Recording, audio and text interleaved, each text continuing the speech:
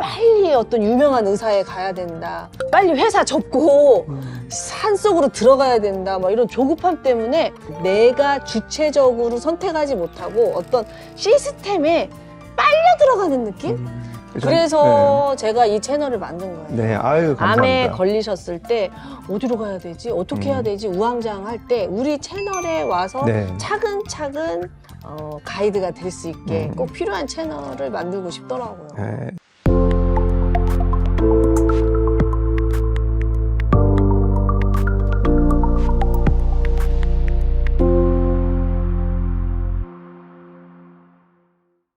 안녕하세요, 원장님. 네, 약사님. 귀한 시간 내주셔서 너무 감사합니다. 아, 예, 제가 영광입니다.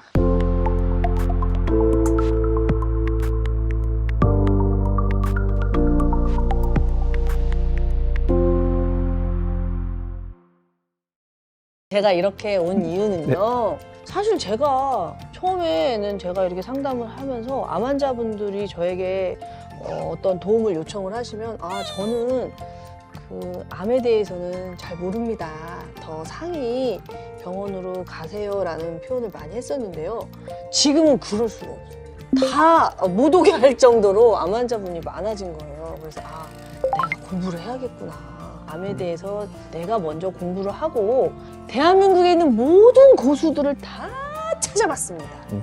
그런데 딱 원장님이 제일 만만해 보였습니다. 네, 그러니까 그걸 걸렸다 그랬죠, 제가. 예. 사실은 제일 환자들 눈높이에 맞춰서 가장 쉽고 그리고 임상 경험이 제일 많으시고 그 암 환자분들의 완치율? 그것도 높다는 소문을 듣고 한 수 배우러 왔습니다. 아유, 감사합니다. 그래서 아까 얘기하신 대로 암 환자가 벌써 200만 명이 넘은 지가 벌써 몇 년 됐습니다. 그리고 가족까지 친다면 거의 1000만 명씩 되기 때문에 그리고 그분들이 절실하거든요. 정말 안타까운 게요. 제가 이제 오랫동안 고객 관리를 하다 보니까 남편분이 암에 걸리셔서 간병을 하느라고 저랑 계속 소통을 하셨는데 몇 년 후에는 남편분 돌아가셨는데 보호자였던 부인께서 또 암에 걸리셔서 오는 경우도 있고 이건 진짜 이제는 암이 정말 도처에 있구나. 암에 걸리신 후에 이분들이 설마 내가 걸릴 거라고는 사실 상상 못 하잖아요. 그래서 너무 경황 없이 암 치료에 나서는 것 같아요. 내가 아픈 거고 내가 치료받는 거니까 내가 선택을 해야 되잖아요. 빨리 어떤 유명한 의사에 가야 된다, 빨리 회사 접고 산속으로 들어가야 된다, 막 이런 조급함 때문에 내가 주체적으로 선택하지 못하고 어떤 시스템에 빨려 들어가는 느낌? 그래서 우리가 암에 걸렸을 때 어떻게 해야 될 것인가, 그 부분부터. 약사님 얘기를 들으면서 만감이 교차하는 게 이제 수많은 환자들을 봤잖아요. 근데 암이라는 것을 두려워하는 순간에 이제 그게 더 문제거든요. 암이라는 것이 질병의 하나다라고 생각이 정말 저는 맞지 않나. 암이라는 것이 어떤 삶의 끝이고 죽음을 전제하지 않는다는 것을 이제 깨닫는 게 되게 중요해요. 쉽지 않죠. 저는 그런 환자분도 봤어요. 암이라는 것을 믿지 못해서요. 오진일 것이다 하고 암 진단을 다시 받기 위해서 여러 병원을 다니시는 분도 봤거든요. 오진의 가능성은 항상 존재합니다. 의료이기 때문에. 그래서 어떤 질병이든. 어떤 질병이든. 근데 암은 생명과 관계되기 때문에 그러니까 좀 너무 많은 데를 쇼핑하듯이 다닐 수는 없고 정말로 나의 암을 같이 할 사람 중에 현명한 한 명의 선장 내지는 지휘자를 찾아야 돼요. 원장님한테 오면 됩니까? 물론 오라는 소리입니까? 아니 물론 그렇게 대놓고 얘기할 수는 없고 물론 오시면 좋지만 일단 기본적으로는 암이라는 거에 대해서 너무 주눅들지 말아야 된다. 그게 첫 번째 제가 제일 강조하고 싶고요. 그렇다고 해서 그 감정적인 느낌을 벗어나지도 말아라. 감정을 굳이 회피하거나 억압할 필요 없고 슬프면 슬픈 대로 억울해야죠. 억울하면 억울한 대로 그 감정을 수용해주라는 뜻이죠. 그다음에 내가 중심이 돼야 돼요. 맞아요. 저도 그렇게 생각해요. 그리고 나의 가족이 중심이 돼요. 그러면 원장님, 암이 뭐예요? 뭔가 이유가 있으니까 생겼을 거 아니에요? 이런 질문 좋아요. 제가 제일 좋아하는 질문이니까. 암 자체의 성질이 뭐냐면 제한되지 않고 계속해서 성장한다는, 쉽게 설명하면은 사람 몸을 나라로 친다면 이제 나는 임금이잖아요, 그죠? 내 생각이나 이런 것들이 나라를 다스리다 보면 우리 어느 지역에는 곡물이 적게 가고 수탈도 당하고 힘들어져요. 힘들면 보통은 뭐 나라님을 원망하면서 이제 죽어가게 돼 있죠. 근데 어떤 강력한 내가 왕이 되겠다. 내가 주인이 될래. 내가 수탈당하지 않고 내 스스로 살아갈래. 이게 암세포가 원래는 그렇죠. 뇌세포였는데. 뇌세포였는데 뭔가 제대로 된 공급이 안 되니까 그러니까 혈액순환도 안 되고 배가 고프니까. 그렇죠. 네. 대부분은 죽어요, 근데. 아, 그렇죠. 네. 세포가 괴사되거나 다 죽어요. 또는 예. 죽거나. 근데 일부 조폭 같은 놈이 딱 해서 영역을 차지하고 이 전복시키는 거지. 결국에는 암세포가 배가 고파서 그랬다는 거네요? 살기 위해서. 아, 그러니까 네. 산다는 게 결국 먹는 그렇죠. 거잖아요. 네, 먹는 거죠. 그럼 암세포가 먹는 게 뭐예요? 똑같은 거 먹어요, 거의. 아, 우리랑 똑같이 네, 먹는데? 거의 똑같. 그러니까 자, 세포니까. 네. 근데 먹는 걸 또 바꿔요. 그거 조금 아주 다른 대사를 만들어요. 예, 점점 예. 너무 어려워지는데 처음부터 좀 자, 아우. 하나만 얘기할게요. 암 조직의 특징은 저산소와 산증. 그 두 가지만 오늘 기억하시면 더 어려워지신 거 아시죠? 아, 죄송해요. 저산소와 산증. 네. 그 두 가지 때문에 암이 계속 확장할 수가 있어요. 결국 암세포는 배가 고파서 그렇죠. 살아남기 위해서 바뀐 거죠. 스스로 변화됐다. 거기에 유전이라는 거 있잖아요. 유전도 한 10에서 15%밖에 우리가 암의 원인에서는 원인은 아니고 오히려 후천적인 원인들 있잖아요. 과도한 진짜 스트레스는 굉장히 중요해요. 맞아요. 그래서 예, 많은 사람들이 이제 암에 걸리시면 뭘 잘못해서 이런 일이 생겼을까 이러면서 자신의 그 삶을 되돌아보는 어떤 계기로 좀 활용을 하던데 원장님은 그런 거에 대해서 좀 어떻게 생각하세요? 뭐 다시 원인부터 생각하면 네. 스트레스 자체도 중요하지만 스트레스를 해소하려는 어떤 노력이나 그런 과정이 더 중요할 수가 있거든요. 오랫동안 스트레스를 계속 받거나 지속적 스트레스. 아주 강력한 스트레스를 받거나 그러면은 암이 생길 수 있다.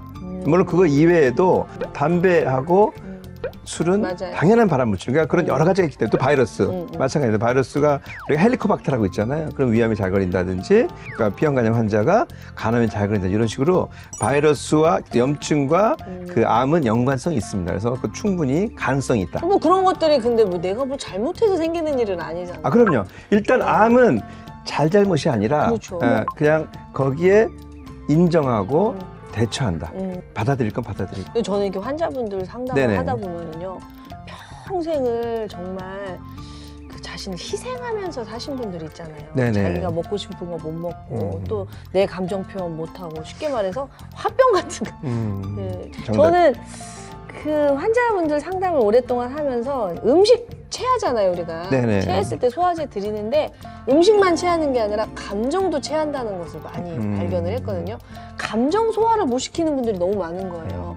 불안함을 소화하지 못해서 잠이 안 오고 억울함을 소화하지 못해서 신체화 반응이 일어나고 우리 몸에 호르몬의 변화가 오는 것을 진짜 많이 현장에서 보거든요.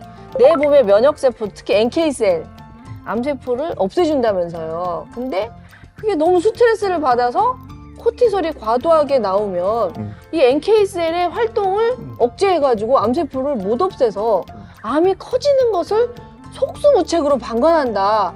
이런 얘기도 들었거든요. 그래서 내가 그냥 내 감정을 소화 못해서 참았더니 말년에 가서 결국에는 암밖에 안 남더라. 감정의 해소가 무척 중요하지 않은가 이런 생각 해봤는데 맞습니까, 원장님? 제가 보니까 요즘 이장희 학생한테 제가 배워야 될 것 같아요. 내가 많이 아시는 것 같아서 다 같이 암을 유발할 수가 있고 암을 진행시킬 수가 있고 암을 전이시킬 수가 있다. 그래서 빨리 암이 걸렸다고 판단이 되면 현명한 그런 어떤 가이드를 통해서 내 중심적으로 이렇게 해결해 나가는 것이 필요하다. 꽃이 이 봄에 개나리 꽃이 필 때도 바람만 있어서 되는 거 아니고 햇살도 있어야 되고 땅심도 있어야 되고 모든 조건이 맞아야 꽃이 하나 터지듯이 암이 이렇게 진단을 받았을 때는 단순히 뭐 유전이라든가 바이러스라든가 호르몬이라든가 뭐 이렇게 딱 뭐 때문이다 말할 수 없고 이 모든 것들이 다 통합적으로 암세포가 살기 좋은 조건을 만들어내서 암이 발현이 되는 거다. 이렇게 그냥 하나만한 소리 하시는 거죠? 정확한 얘기인데, 아니 근데 그게 정확한 표현이에요. 왜냐하면 하나의 조건이 아니라 여러 개의 조건이 암이 살아날 상황을 만든 거고요.